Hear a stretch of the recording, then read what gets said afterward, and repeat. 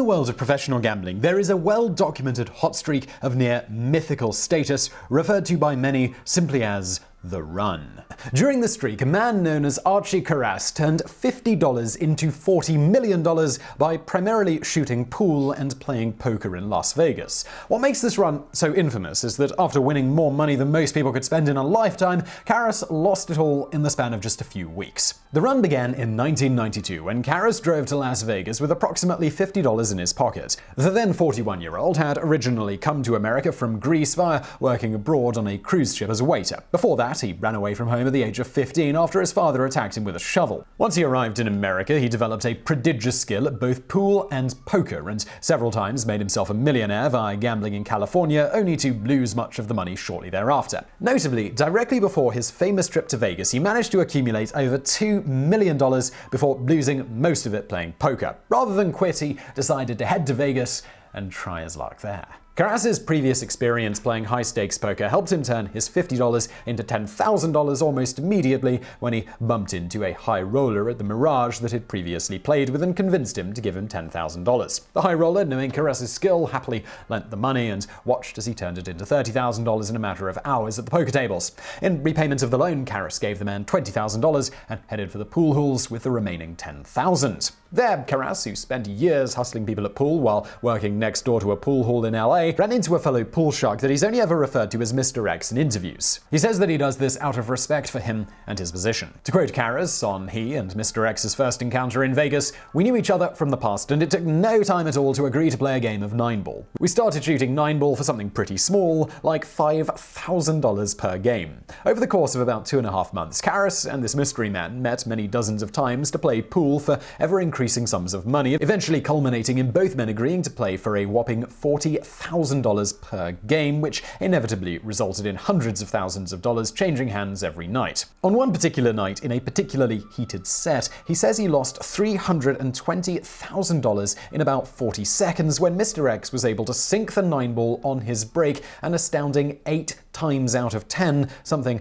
Karas had never even heard of happening before. He stated of this, "I don't rattle easy, but that rattled me, as I didn't even get the chance to shoot one ball in those games. It is hard to fade, believe me. It was like I was throwing $40,000 at a time right out of a car window in seconds, over and over again, and my hard-earned money was flying off into the wind." That said, Karas was still way ahead, having netted around $1.2 million from Mr. X at this point. Nonetheless, he decided that Mr. X was simply too good to beat consistently over a large sample set. Knowing his opponent wouldn't want to let him walk away with over $1 million of his money, Karas offered to change the game, telling Mr. X, "If you want to gamble with me, let's go play poker."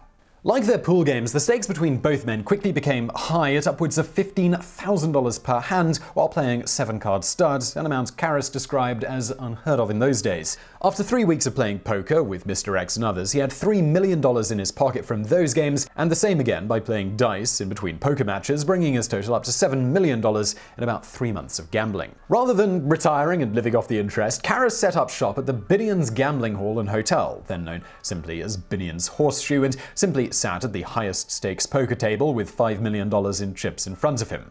To psych out any potential opponents, Karas would occasionally stand up and go to the bar or toilet, leaving the $5 million on the table like he didn't even really care about it. In reality, the money was being closely watched over by casino security, but it did cause enough of a stir to pique the interest of some of the biggest poker stars of the day. Over the next 6 months, Karas won an additional $10 million from some of the best card players of the time, including Stu Ungar, widely regarded as the best Texas Hold'em player ever. He also won money from Chip Reese, one of the youngest players ever inducted into the Poker Hall of Fame, and Johnny Chan, one of only a handful of people in history to have won the World Series of Poker main event consecutively.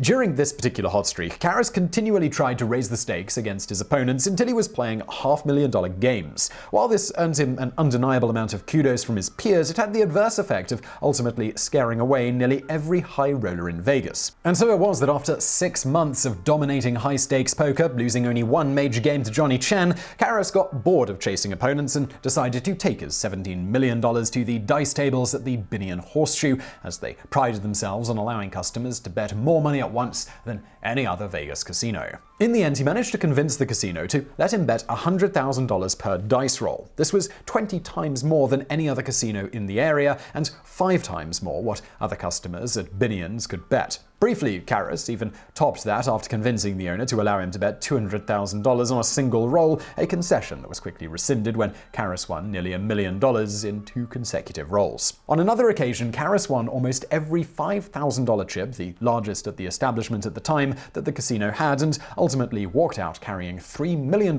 in cash that day, which he nonchalantly dumped into his car's passenger seat before driving to the bank. He did later note that he did carry a gun with him when he walked around with large sums. At the end of his streak, Karas had managed to acquire another $13 million, bringing his total winnings over this 2.5-year period to over $40 million, which is about $65 million today. It's at this point that his unprecedented run stopped cold. Over the course of the next few weeks, Karas lost about $17 million playing baccarat, $11 million playing dice, and $2 million playing poker against Johnny Chan. Just like that, 75% of his fortune was gone. Those losses, they shook the normally ice-cold Karas enough to prompt him to return to his native Greece for a few weeks to catch his breath. But the allure of Vegas and the highs of gambling, they tempted him back, and he proceeded to lose another $10 million or so almost immediately upon his return, leaving him with about $1 million to his name. Karas briefly regained his luck, winning about $2 million in a single high-stake poker match against Chan, but lost all of these winnings by playing dice directly after.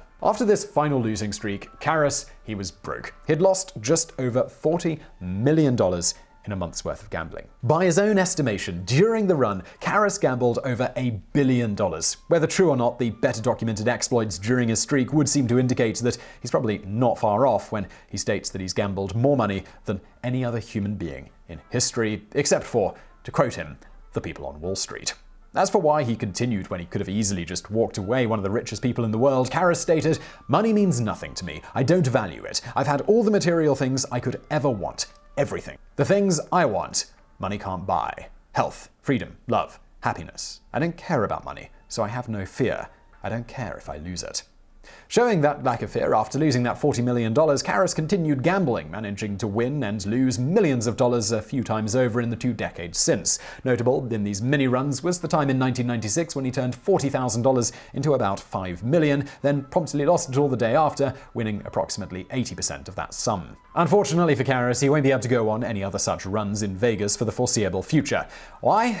Well, in 2015, he was added to Nevada's infamous Black Book. This is a list of people banned from ever gambling in the state after he was found guilty of marking cards in a blackjack game in 2013. In the end, Karas summed up his view on his gambling career like this: "I consider myself the king of gamblers. I made it, I lost it, and like Frank Sinatra says, I stood tall and I took the punches and I did it my way." So I really hope you found that video interesting. If you did, please do give us a thumbs up below. Do not forget to subscribe. We've got brand new videos just like this every day of the week. Leave us something else from me. Why not check out my new channel called Highlight History? Find a link to that below. And as always, thank you for watching.